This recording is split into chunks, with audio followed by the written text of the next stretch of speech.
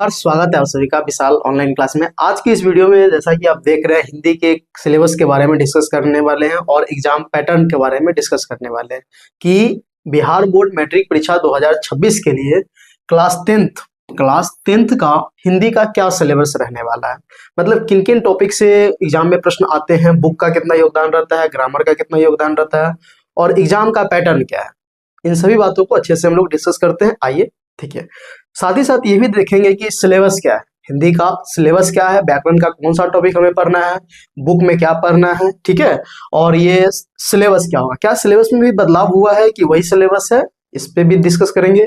साथ ही साथ ये जो पीडीएफ पैनल है, ठीक है, चाहे जो क्लास का हो या फिर ये सिलेबस का हो, ये पीडीएफ आपको कहाँ मिलेगी, फिर और नोट्स वगैरह कहाँ मिलेगा, ये 100% स्कोर आपको दिलाएगा, ठीक है। अगर इस सिलेबस को अच्छे से माइंड मेकअप करके एक रोड मैप तैयार करके हम लोग अच्छे से आगे की ओर बढ़े तो निश्चित रूप से बोर्ड की जो परीक्षा है 2026 का, उसमें बहुत अच्छा स्कोर हम लोग कर सकते हैं। चलिए, तो सिलेबस को हम लोग अच्छे से पहले डिस्कस करते हैं, फिर एग्जाम पैटर्न को देखेंगे। देखिए, हिंदी का सिलेबस में मुख्य रूप से एग्जाम का जो वर्तमान सिचुएशन है, इस सिचुएशन में दो टाइप का आपसे प्रश्न पूछा जाता है। एक ऑब्जेक्टिव फॉर्मेट में रहता है, दूसरा अपना सब्जेक्टिव फॉर्मेट में रहता है। तो ऑब्जेक्टिव में क्या है, सब्जेक्टिव में क्या है, इन सभी बातों को देखेंगे। ऑब्जेक्टिव में कितने प्रश्न रहते हैं, कितने हमें बनाने रहते हैं, सब्जेक्टिव में कितना प्रश्न रहता है, कितना हमें सोल्व करना रहता है, इन सभी को अच्छे से देखते हैं। तो देखिए, ऑब्जेक्टिव में आपका मुख्य रूप से 100 क्वेश्चन रहता है, उसमें ग्रामर भी रहता है, बुक का भी क्वेश्चन रहता है। बुक में आपको मुख्य रूप से 2 बुक पढ़ना है, तो दोनों बुक का भी क्वेश्चन रहेगा और ग्रामर का भी क्वेश्चन रहेगा। मतलब टोटल आपका जो क्वेश्चन रहेगा ना, वो 100 क्वेश्चन रहेगा। इस 100 में से हमें जब आंसर देना है, किसी 50 का आंसर देना है, ठीक है। और ये 100 क्वेश्चन कहाँ कहाँ से रहेगा, इसके बारे में मतलब ऑब्जेक्टिव को भी अच्छे से एक्सप्लेन करने वाले हैं।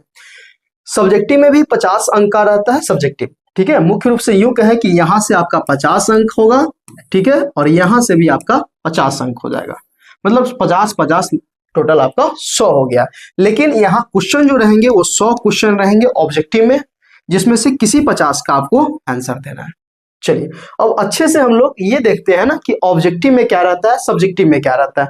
तो ऑब्जेक्टिव को पहले अच्छे से एक्सप्लेन करते हैं। आइए, ये तो अभी भूमिका देखे थे। अब ऑब्जेक्टिव वाले पोर्शन में ना, ऑब्जेक्टिव वाले पोर्शन में 2 चीज आपको पढ़ना है। एक आपको व्याकरण पढ़ना है, दूसरा आपको हिंदी का बुक पढ़ना है। व्याकरण का कितना योगदान रहता है और हिंदी के बुक का कितना योगदान रहता है।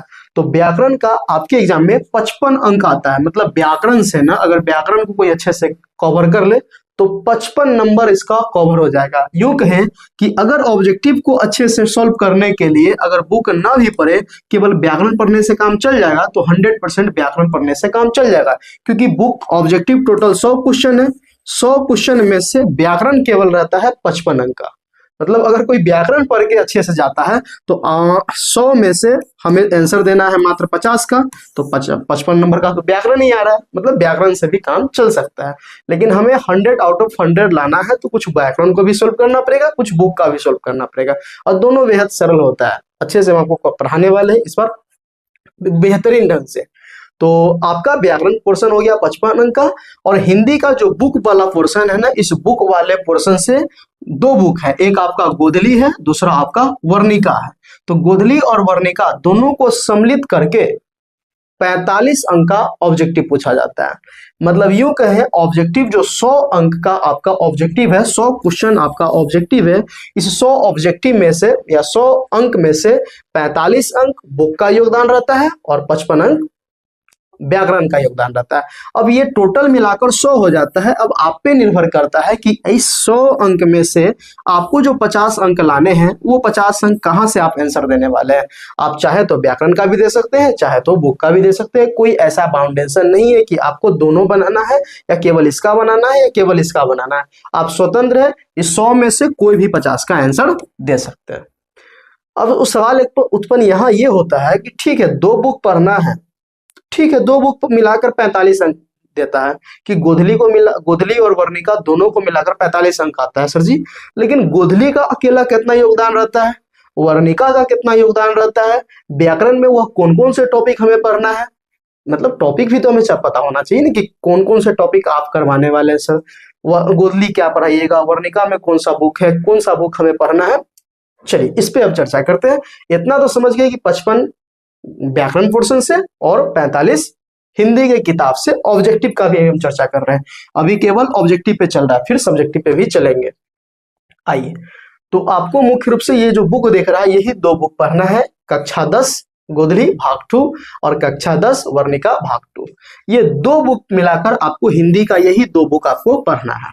अब ये देख रहे हैं फिलहाल ऑब्जेक्टिव के लिए कि ऑब्जेक्टिव में ना इस गोधली का कितना योगदान है, इस गोधली का कितना योगदान है और वर्णिका का कितना योगदान है।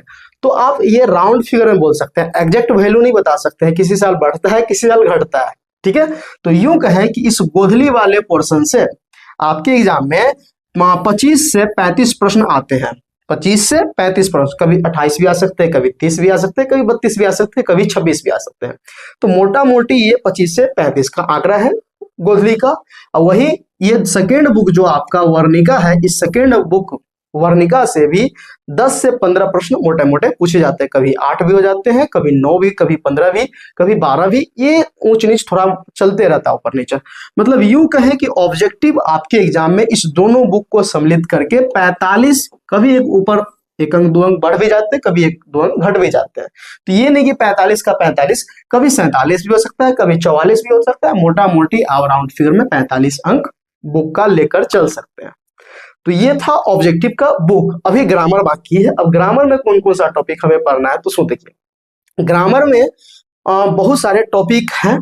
हालांकि ये बहुत सारे देखने में लग रहे हैं, लेकिन पढ़ने में इसका अगर नोट्स बनाया जाए तो 25 से 30 पेज में इसका नोट्स हो जाएगा, शॉर्ट नोट्स बनाया जाए तो ज्यादा दिख रहा है, लेकिन सब टॉपिक से क्वेश्चन कहीं ना कहीं आते ही रहते हैं। किसी साल कोई टॉपिक से न भी आए, लेकिन उस टॉपिक को हम छोड़ने वाले में से नहीं है। चाहे एक साल भी आया तो हम थोड़ा 0% भी रिस्क नहीं लेकर चल रहे हैं। स्टार्टिंग फेज है, हाँ, क्रैश कोर्स जब हम लोग करेंगे तो उस समय किसी टॉपिक को इग्नोर करेंगे, क्योंकि नंबर ऑफ क्वेश्चन काफी ज्यादा है। 1-2 टॉपिक को छोड़ भी देंगे तो हम अच्छे से कवर कर सकते हैं, लेकिन स्टार्टिंग फेज में हम एक भी टॉपिक न छोड़ेंगे ना आपको छोड़ने देंगे। हिंदी व्याकरण से ना हमें ये टोटल दिख रहे हैं 26 टॉपिक है, ठीक है। इस क्रम में हम आपको पढ़ाएंगे। पहले वर्ण विचार, संज्ञा, वचन, लिंग, काल, सर्वनाम, विशेषण, क्रिया, वाक्य, वाच्य, ये सब जो टॉपिक आप देख रहे हैं, इस टोटल 26 टॉपिक को अगर कोई कवर कर लेता है तो हिंदी व्याकरण से जो लगभग 55 अंक का जो सवाल आता है ना, वो 55 आउट ऑफ 55 एक भी सवाल उससे नहीं छूटने वाला है, अगर कोई अच्छे से कर ले तो ये था ऑब्जेक्टिव का। ऑब्जेक्टिव में क्या क्या देखे फिर एक बार देख लीजिए। ऑब्जेक्टिव में यहां से हम लोग देखे थे ऑब्जेक्टिव, सब्जेक्टिव। अब सब्जेक्टिव का हम लोग चर्चा करेंगे। तो ऑब्जेक्टिव तो समझ गए कि 100 क्वेश्चन आता है, 50 का हमें जवाब देना है, जिसमें से व्याकरण का 55 अंक का योगदान है, हिंदी बुक का 45 का है, ठीक है। फिर इसमें से ये बुक हमें पढ़ना है, इस गोधली से इतना पूछे जाते हैं, वर्णिका से इतना पूछे जाते हैं, व्याकरण से हमें ये टॉपिक पढ़ना है, 55 अंक यहाँ से कवर हो जाएंगे। अब चलिए आगे। अब सब्जेक्टिव वाले पोर्शन में देखते हैं कि सब्जेक्टिव वाले पोर्शन में हमें बुक का कितना योगदान है और व्याकरण का कितना योगदान है। बुक सब्जेक्टिव में टोटल हमें 50 अंक दिए जाते हैं, ठीक है। ऑब्जेक्टिव में 100 क्वेश्चन रहते हैं, उसके लिए भी हमें 50 बनाना रहता है। लेकिन सब्जेक्टिव में ना हमें यहाँ पे 50 अंक में, ठीक है, 50 अंक का रहता है। इसमें क्वेश्चन में ना एक का क, एक का ख कर देता है, मतलब इसमें भी एक मतलब क्वेश्चन एक्स्ट्रा कर दिए जाते हैं। लेकिन सब्जेक्टिव में टोटल जो क्वेश्चन नंबर ऑफ क्वेश्चन रहते हैं ना, वो 6 रहते हैं। हालांकि इस पे भी आगे हम लोग चर्चा कर रहे हैं। फिलहाल ये समझिए कि सब्जेक्टिव वाले पोर्शन में बुक का क्या योगदान है और व्याकरण का कितना योगदान है। तो बुक से हमें 15 अंक का क्वेश्चन पूछे जाते हैं। कैसा प्रश्न पूछा जाता है, दीर्घ क्या रहता है, लघु क्या रहता है, और भी कुछ रहते हैं, तो इस पे भी चर्चा करने वाले हैं। व्याकरण से हमें 35 अंक का सवाल पूछे जाते हैं। क्या कौन कौन सा सवाल रहता है, 35 अंक का निबंध क्या रहता है, पत्र क्या रहता है, गद्यांश कितने रहते हैं, ये सब पे भी चर्चा करने वाले हैं। मतलब यूं कहें कि सब्जेक्टिव जो पोर्शन है ना, सब्जेक्टिव पोर्शन में 2 पार्ट बन गए, एक आपका बुक हो गया, दूसरा आपका व्याकरण हो गया। बुक से 15 अंक आ गया और व्याकरण से आपका 35 अंक आ गया।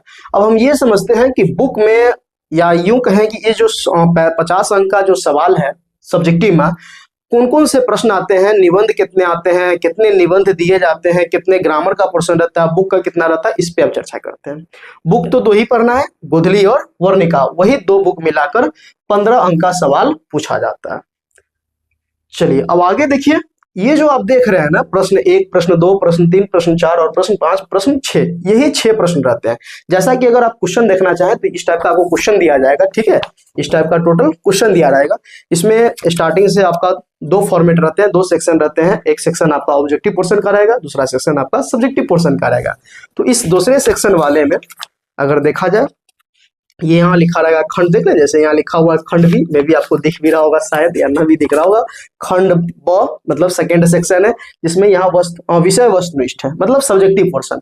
तो इस सब्जेक्टिव पोर्शन में टोटल आपको 6 प्रश्न दिए जाएंगे। प्रश्न संख्या 1 में क्या होगा, 2 में क्या होगा, 3 में क्या होगा, अच्छे से समझिए। यही क्रम रहेगा, ये क्रम चेंज होने वाला नहीं है। अब तक जो देखा गया है वही क्रम रहता है।